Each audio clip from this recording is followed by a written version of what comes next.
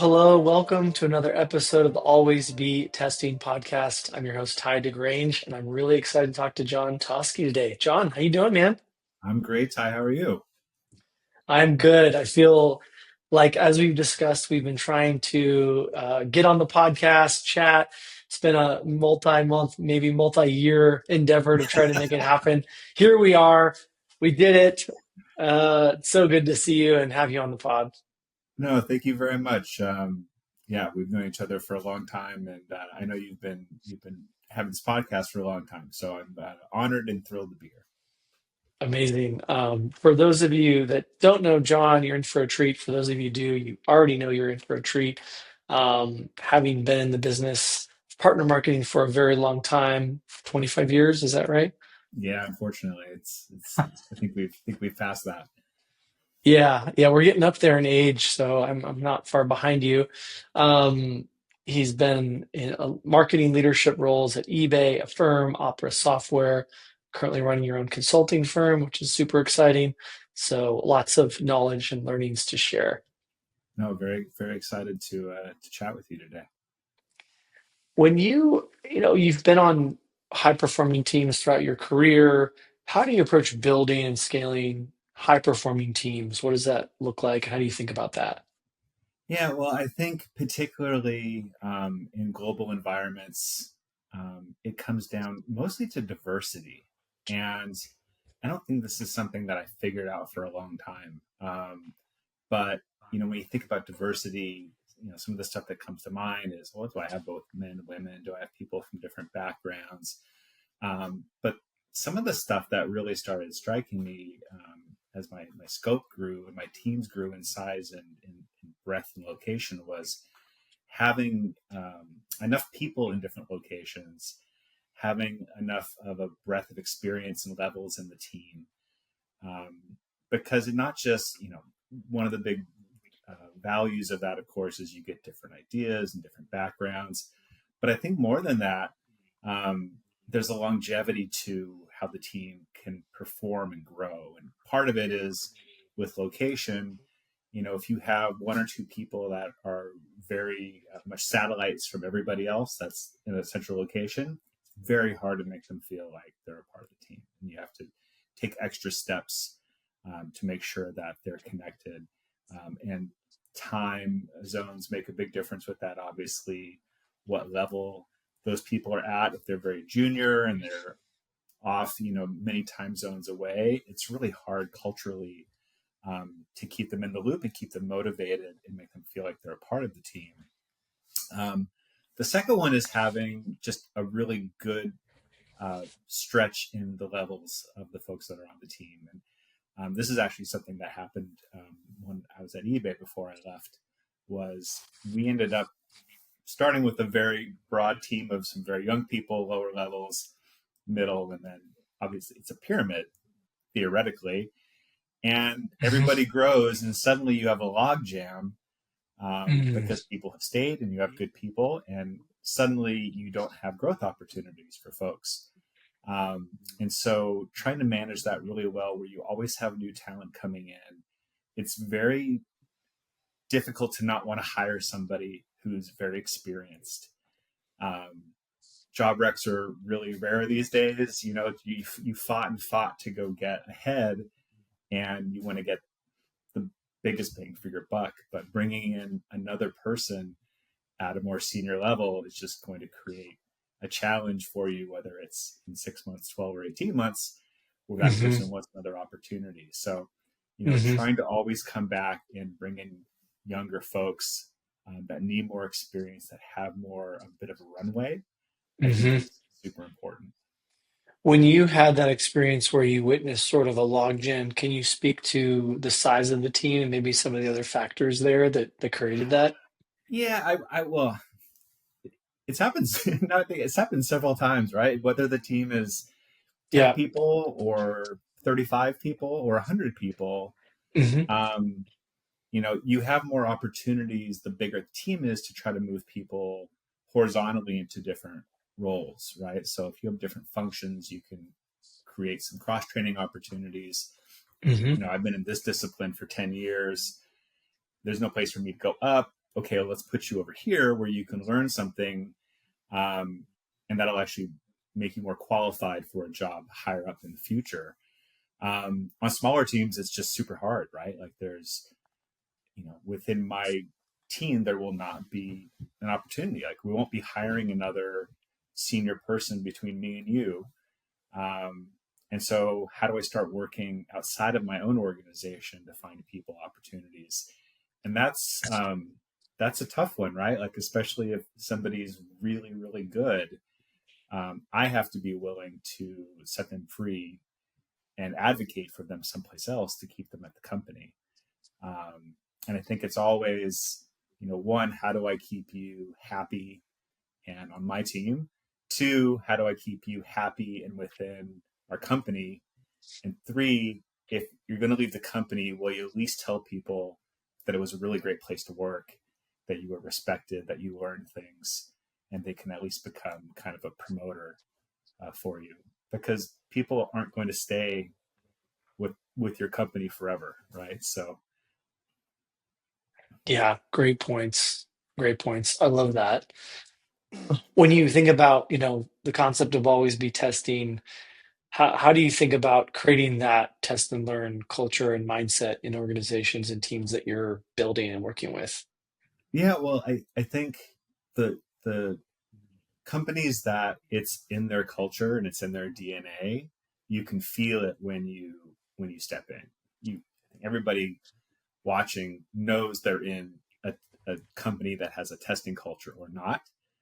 And I think great if you're in one of those, and it's a lot easier to make the case for making those decisions, which you talk about it every week here about what decisions and strategies you want to have. And for those that you're not, I think it's very, very difficult because testing has cost. And we all know testing has an outcome, right? That's why we test, to get a positive outcome and to get some sort of benefit short and long term on our business. But you have to take a step back oftentimes to take that step forward. Um, but to always be testing, I think there's a couple of things. One is, you know, don't waste your actions without planning on learning something. Or if you didn't, what did you learn after the fact? And taking the time to do the postmortem, making sure that people, probably broader audience than you're thinking about, is aware of those learnings. I think it's like one of the biggest sins of companies is there's so much testing going on, and product manager or analytics team will run something. They'll take all this time to write up a report on the outcome, and it won't get socialized beyond that team. Or it gets socialized upward to senior executives who may or may not read it if they have time, or they might scan it. But, making sure things go horizontally to other teams um, is super, super important. I So love that's the that. first one. The Communication second is one, oh, so sorry, go ahead. critical. Yeah, that socializing to other people and telling the story of why you did it and what happened and what were the takeaways and learnings and next steps is just sounds obvious in hindsight, but it's amazing how often it just doesn't get done as much as it should or as effectively as it should.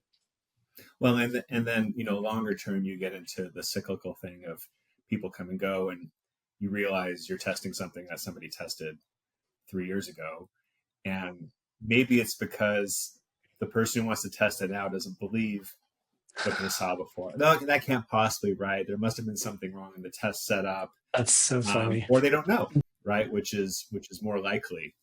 Um, so the second thing I think is really tying your testing agenda to your strategy, and starting back with what is the question you're trying to answer in the test. And I think this is something that I've seen over and over again, that whoever's proposing the experiment isn't actually answering the right question that they want to, isn't getting the right answer that they want. And it's because they've asked the wrong question. And so you might have a question which is, what is an advertising A/B test or something, right? Like, what is the right messaging I'm going to put in here? And ultimately, ultimately, the way they set up the test um, might get to an answer that's helpful, but it misses the bigger picture in all the variables that you potentially should be testing. And so I'm running a messaging test. Um, I'm going to keep all the creative the same. I'm going to try to keep all the distribution the same. Um, but maybe that wasn't actually the question that you should be asking, or maybe the significance of the test isn't big enough to ultimately impact where you're trying to get to enough. And I think that's a really big one where um, at a company I've been at not that far away, not that long ago, um, the testing was trying to get it was of a company that was very old, and so you're trying to get small, percentages of percentages increase, but we're trying to grow 40%. Like these are not going to add up to enough. Hmm. And so you're testing the wrong thing. Uh, I, I just want to pause for a moment because I love that one. And, through a lot of our learnings, we've found similar in working with clients and just generally through experience that, thinking too small, for lack of a better term, is really a big trap in the whole testing thinking and then setting up tests the right way. So I think you nailed that from our experience, from my view as well. Yeah. And I think the last one is this idea of what do you have to believe is true for this to be right. I think it's very easy to get caught down into the experiment setup and doing a power analysis and how do we get to stat sig, and you might not need to get to stat sig. The real question is ultimately, for something to be true, I have to believe this. And what is that? And if you don't actually believe that's possible, or if your CEO doesn't believe that's possible, then coming in with your experiment results aren't going to matter, right? There's a Yeah. story around it, and the stat sig piece is, I mean, God help us, how long it could take to get to stat sig on experiments, and at a certain point, um, can you just call it and say directionally this is good enough? And I don't think that probably happens as much as it needs to. And I think it's, again, cultural, with a lot of analytics teams of feeling like they can't make a recommendation unless they're 100% the way there. Yeah, that's a theme that's come up a lot in different ways for me too. Um, I think that could be a juice, probably get some spicy comments on the topic of not waiting till reaching sig, but I think I love the thoughts of like data, quantitative data and qualitative data, and listening to customers and other variables that matter and those stakeholders that you referenced. It's really interesting because um, not to put words in your mouth, but overly over reliance on the data only as the signal, and not other data points that matter. That can get tricky, but I think there's some value in what you're saying there, and I think it really resonates. Yeah. No, and I think, you brought up the point of data versus intuition. Um, and data always wins, right? Because especially intuition is typically one person. Maybe you can get some consensus around an intuition. Um, but for me, a lot of it goes back into the assumptions that are being made within the test. And Hmm. um, I think that's where more often than not in my career, when something just doesn't seem right or seems too good to be true, um, and you have to decide where you're going to put your dollars eventually and fund what outcome, is really go back and chew it up, right? Like at some point, probably somebody fairly junior, has made an assumption someplace. And a lot of times those assumptions are inconsequential. Sometimes they're hugely consequential. And for whatever the case may be, there wasn't enough eyes on this incredibly complex formula at some point, but that one assumption that was not right can tragically change the outcome of the test. Yeah, I love that thinking of like, how did we get here? Why are we testing this? Having some brief documentation to support the why and the hypotheses is sounds elementary to a lot of people in experimentation and in growth, but is so important because it allows you to revisit those things and say, why are we here? Why are we doing this? Why are we going through all these pain points or efforts to, it just helps kind of ground you in that. I really like the thinking. It sort of reminds me of a recent conference, a great tech company, great partner, going through data and trying to determine like what's what, and um, kind of going down the direction of tracking, right, and figuring out how to are we tracking fully, and without giving out too many details, it was like, okay, we're seeing data points of 0 and data points of 100, and the old adage of like, if you see a bunch of 100% or 0, you start to, your intuition kind of peaks, and you start to think, okay, is there something wrong with this data set? Is it actually tracking fully? So it kind of like reminds me of a way that, a small subset of data, or it could lead to an intuition that leads you to get to the right data solution. So I'm sure you've seen examples of that in your No, career. maybe you saw it in my eyes. It's the one I would bring up is, well, this is the average. It's like, well, what's the shape of the curve? Because if the shape of the curve is like this, the average doesn't matter all that much. Like I want something good like this, so I have confidence that there's enough significance on that average point. Hmm. Otherwise, that average, it's not a number that matters for anything. Yeah, no, I love that. It's so good. Kind of a good segue. How do you kind of balance the intuition piece, which we talked about, um, to deciding how to scale things and fund things further when you have data sets, intuition, internal stakeholders, opinions, perhaps a test result or multiple test results? How do you kind of balance all of those things that you're ingesting to say, we're going to do this again, we're going to scale it across the site or across different campaigns? How do you kind Yeah. of, balance all those things? Well, I think, from my position, it goes back to what is that question we were trying to answer, and does the Hmm. outcome of this experiment answer it or Hmm. not? And so, Yep. again, a test in a bubble is interesting. How it relates or is relative to the business around it, I think, is super important. But more importantly, I think people generally undervalue their relationship with their finance teams and senior executives. Um, Ultimately, every organization I've been in, finance runs things, right, and not just in how we're counting things, but going in and looking at those assumptions themselves. And back to the point of, did somebody make a poor assumption? Your organization might be working with a set of numbers for their assumptions that are generally accepted within your organization. You go up a level and over to finance, they're working with different numbers.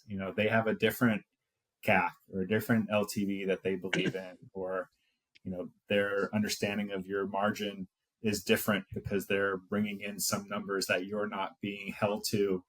But when they go look at your experiment and your numbers, they'll say, well, what is this number? This is wrong. And it's like, no, this is the number we use. You're like, no, that's not the real number. It's like, wait a second, there's a real number.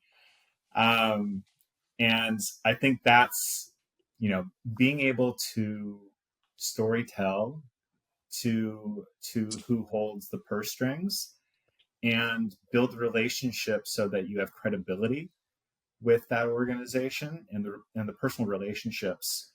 Um, Somebody day to day you're working with, and then helping you to have credibility up towards whoever it is, the CFO, the CEO, particularly if they're So looking important. for a decent amount of money.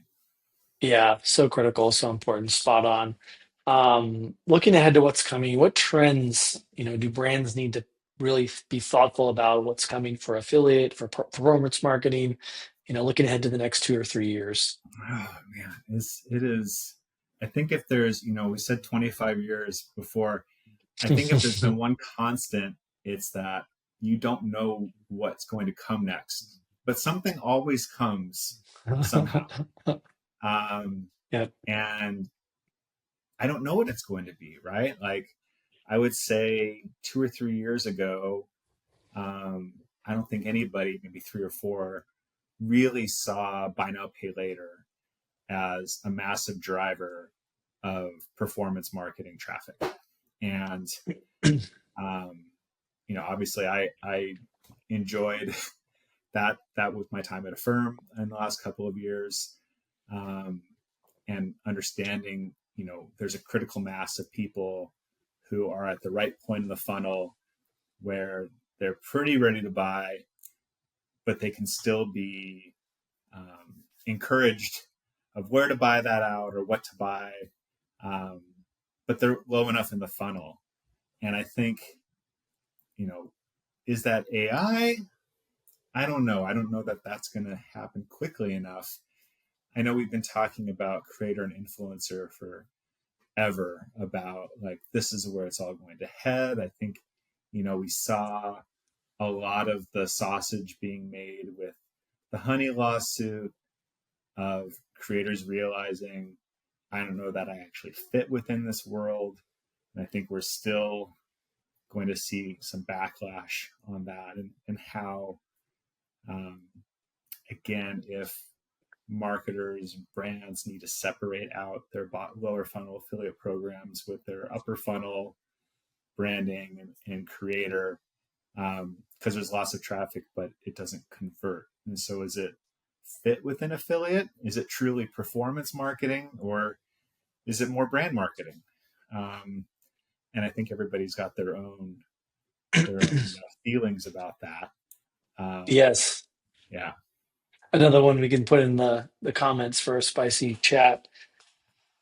I, and I, and, I and retail media, I think, is the other one hmm, that, if you're at a big company like Walmart or Target or Home Depot, um, it's probably been a swell that's been happening for years. But I think for a lot of us who are not at those companies, it kind of came out of nowhere a little bit. Of is affiliate and other types of performance marketing an extension of the retail media network?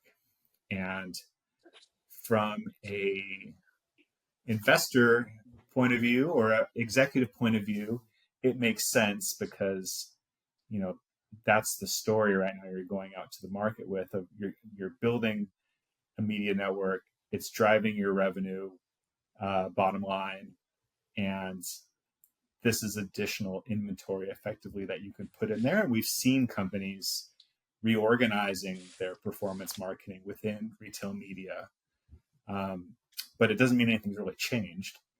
Now the question is, are these brands able to actually use their first party data effectively to third party sites? And I think that if somebody can solve that, um, that would be huge. But those are the same problems we've had for years. Of give me access, give me control over the space on your site, and I'll use my data to target something really good that will convert well for you.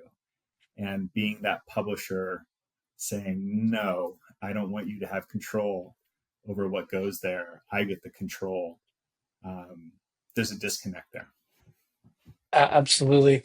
Yeah, and the retail media network is such an interesting one. It's like anytime you give, you know, media buyers and brands that the power of improved data or a closed ecosystem, and it's like it brings up debates of like what's happening to the open web and third party privacy debates and um, going back to your other point, there's a lot of great movements that you highlighted, but I definitely find it fascinating the kind of redefinition of appropriate attribution and thinking through how do you value, partners, influencers, affiliates, performance marketing related or not. It's something I think we're both kind of wrangling with and trying to make sense of and seen as an issue. And I think I love helping, I think you and I both, it's like there's ways to better measure sad. It's just shocking how often it's not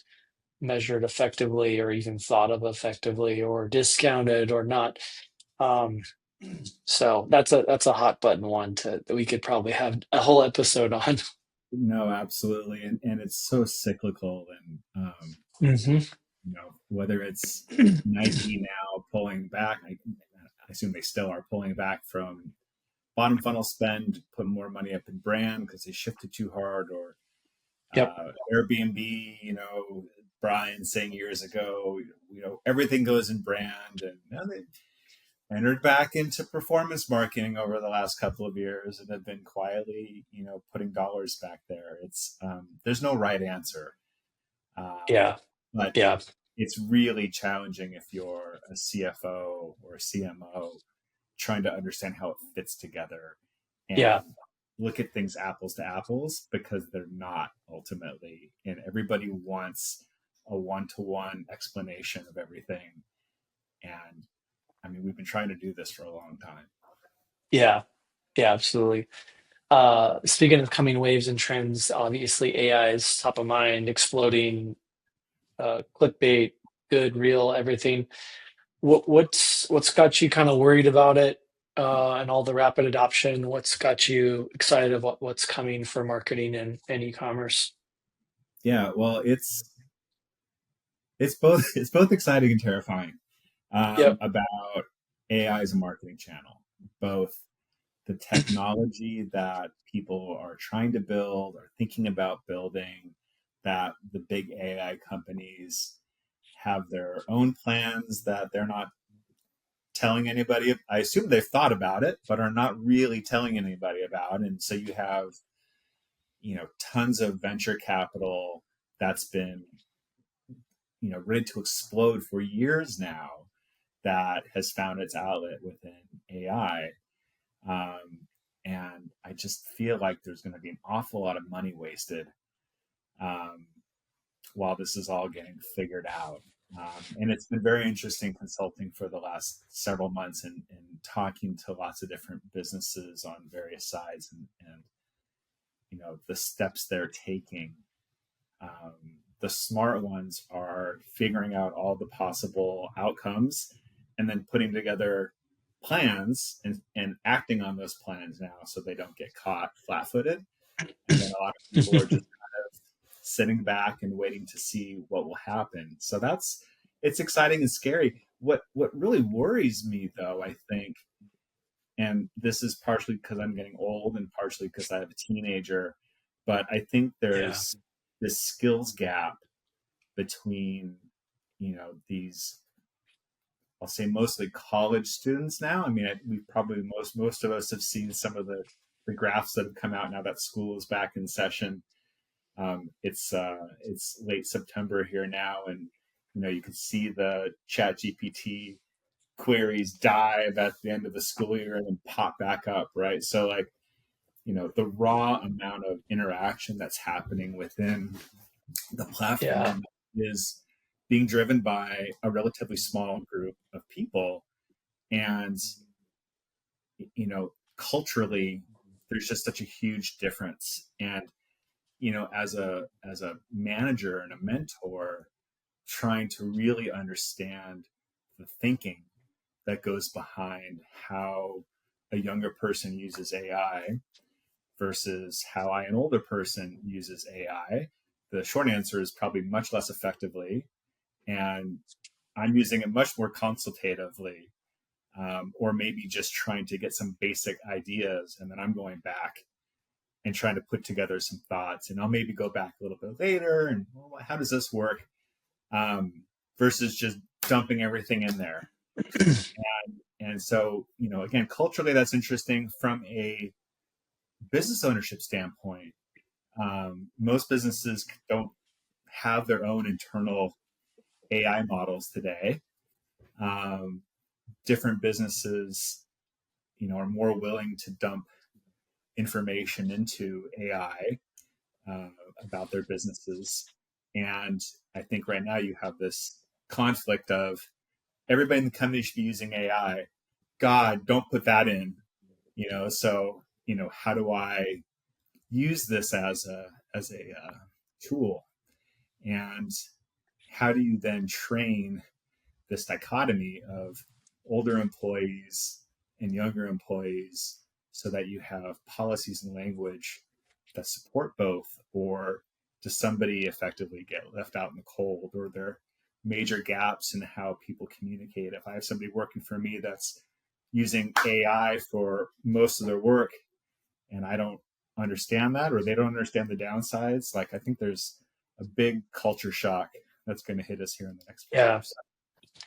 Yeah, those are real. I'm glad you're talking about some of the possible negatives, and it gets me excited about the educational opportunity to bring awareness and how to bring it to good and how to leverage it, just like we have previous technologies. So my hope is that, as the optimist I can be at times, we can, um, yeah, educate the heck out of folks and support it and enable people to create some good from it. But I think those questions are real, and it's definitely got its upside and downside currently and in the future. So spot It's not on. new, right, Ty? I mean, this goes back to computers in the workplace. This goes back to Mhm. the internet. Like Mhm. generations have dealt with technological changes.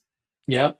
And again, maybe I'm silly, but it just seems like such a big step to it's not access to information. It's not access to something that can accelerate your own output. It's potentially access, it's generative. Like the internet's not generative. Yeah. Personal It's computing handy. wasn't generative.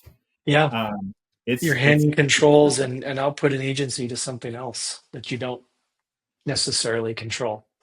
yeah, it's So wild. I'm excited and scared. I can, yeah, I mean, that's an amazingly good summation. Speaking of software, we're going to segue. Coming down the home stretch, you dropped some awesome knowledge, just great stuff. Give us a little, insight into John. What's a software, since we're nerding out a little bit, that you like, that you recommend, that you want people to check out? All right. Well, I think there's a lot of software I use a lot, but I don't love it. I think the app that I love the most is I think it's done by Cornell. It's called Merlin Bird ID, and My God, you I love it.